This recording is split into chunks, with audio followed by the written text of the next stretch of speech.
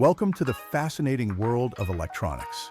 Today, we'll explore the fundamental components that power our modern devices, from smartphones to complex machinery. First, meet the resistor, a crucial component that limits current and controls voltage within a circuit. Its color bands indicate its resistance value. Next, we have the capacitor, designed to store electrical energy. Watch as it charges and discharges, releasing its stored power when needed.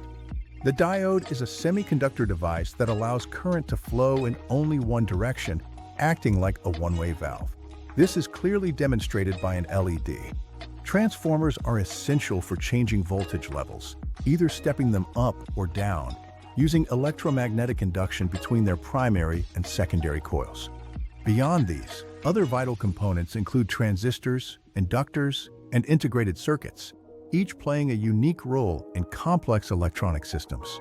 From simple circuits to advanced technology, these basic components are the building blocks that truly make electronics power our world.